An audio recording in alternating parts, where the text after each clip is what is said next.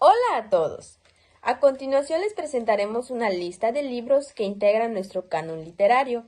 En este video contamos con la participación de los siguientes integrantes del equipo: María Fernanda Jiménez Saldívar, Milka Esther Cucuicap y Jimena Candelaria Cucú. Sin más que añadir, esperamos que alguno sea de su agrado o interés. Comenzamos. ¿Qué es un canon? Un canon puede ser un listado o un catálogo que, por lo general, reúne aquello que se considera como un modelo a seguir. Literario, por su parte, es lo que está vinculado a la literatura, que es la disciplina artística que se desarrolla mediante la expresión verbal. Se conoce como canon literario, de este modo, al conjunto de obras clásicas que forman parte de la alta cultura. Estos trabajos, ya sea por sus características formales, su originalidad o su calidad, han logrado trascender las épocas y las fronteras, resultando universales y siempre vigentes. Es una lista breve, pero muy selecta de esas obras que se siguen leyendo con interés desde hace siglos, aunque en apariencia las veamos muy antiguas o incluso anticuadas.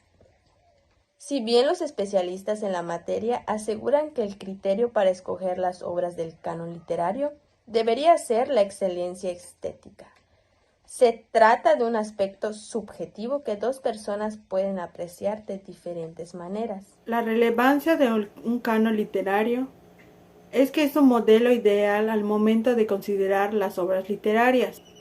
Su función parte de acuerdo a la intención en la que se eligen esos libros. Cuando se elige un libro para dar a conocer a los alumnos, se tiene que tener en cuenta las posibilidades de lectura que ese texto puede brindar a los alumnos. Es decir, para promocionar un libro a que sea leído, primeramente tenemos que conocer la historia del libro o del texto. Para la selección de los libros, tiene que ver el contexto, los intereses de los alumnos. Es algo que el mediador debe tener en cuenta. A continuación presentaré las 10 obras literarias que conforman nuestro canon literario. Son las siguientes: La Ilíada y la Odisea, de Homero; La Divina Comedia, de Dante Alighieri; Orgullo y Prejuicio, de Jane Austen; Cien años de soledad, de Gabriel García Márquez; El Rey Lear, de William Shakespeare; El Patito Feo, de Hans Christian Andersen; El Soldadito de Plomo, de Hans Christian Andersen; Pinocho, de Carlo Collodi; El Principito, de Anthony de Saint-Exupéry. Yo les voy a presentar el libro titulado Las aventuras de Pinocho, que, como es bien conocido, se ha visto reflejado a través de varias adaptaciones a lo largo del tiempo, y esta sería su versión clásica. Las aventuras de Pinocho es una obra literaria escrita por el autor italiano Carlo Collodi. Se publicó en Italia en el periódico Giornale per i Bambini desde 1881 hasta 1883, con el título Storia di un burattino, acompañada de las ilustraciones de Enrico Mazzantini. La trama es familiar, atractiva y relativamente simple. Un carpintero llamado el maestro Antonio encuentra un bloque de madera de cerezo que le da a su pobre vecino Geppetto, quien sueña con convertirse en un maestro titiritero. Geppetto talla a un niño pequeño en madera y lo llama Pinocho. Pinocho es muy travieso y cada vez que dice una mentira, lo que sucede a menudo, le crece la nariz. Sorprendentemente, el concepto de una nariz que crece simboliza a un mentiroso. Se ha vuelto generalmente aceptado y es un símbolo en sí mismo, fuera del contexto del libro. La historia es un cuento de fantasía que presenta muchos personajes místicos y de cuentos de hadas, incluido un grillo que habla, animales que hablan, un arlequín, un pasatiempo popular en Italia en ese momento, y un hada que es el espíritu del bosque, y en muchos sentidos actúa como el ángel guardián de Pinocho cuando se mete en problemas. Geppetto, el viejo carpintero, deseaba que su última creación, Pinocho, una bonita marioneta de madera, fuera su hijo y se convirtiera en un niño de verdad. El hada azul le concedió el deseo, no sin antes advertir a Pinocho que para ser un niño de verdad deberá demostrar que es generoso, obediente y sincero. Sin embargo, es un muñeco muy travieso, insensato y mentiroso, y se verá envuelto inevitablemente en una serie de extraordinarias aventuras donde tendrá que escoger entre el bien y el mal. Pero en el fondo Pinocho es valiente y tiene un buen corazón, y al final se dará cuenta de sus errores. Ahora les hablaré sobre una obra del canon literario, un clásico infantil contemporáneo, El patito feo, escrita por Hans Christian Andersen. En esta historia nos narra la vida de un cisne que nace en un corral de patos. Al nacer es evidente la diferencia que existe entre él y sus hermanos, ocasionando burla hacia él. La vida de este pequeño cisne empieza a ser triste. Pero un día, estando en el estanque, el reflejo de su imagen se distorsionaba aún más. En ese momento pasa por ahí una mamá cisne y lo oye llorar.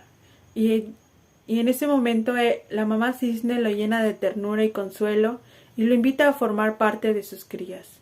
Al ver a sus hermanos, el pequeño cisne se da cuenta que no era un pato como él creía. Al final, se convertiría en un hermoso cisne. Esta es una historia muy bonita. Al inicio es un poco triste por la situación del pequeño cisne, pero al final siempre hay un resultado bonito, un futuro brillante que tuvo el cisne. Esta nos enseña que ser diferentes no debería avergonzarnos.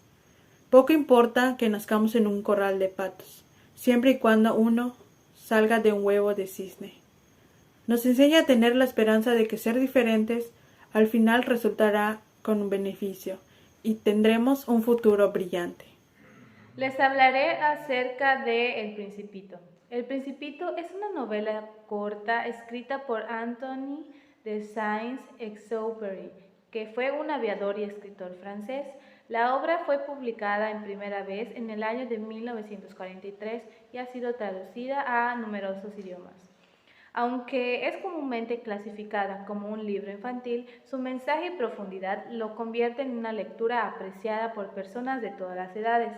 La historia sigue a un aviador que se estrella en el desierto del Sahara y conoce a un pequeño príncipe que proviene de un pequeño asteroide llamado B612. A medida que el aviador repara su avión, el Principito le cuenta sus experiencias y encuentros mientras viajaba por diferentes asteroides hasta llegar a la Tierra.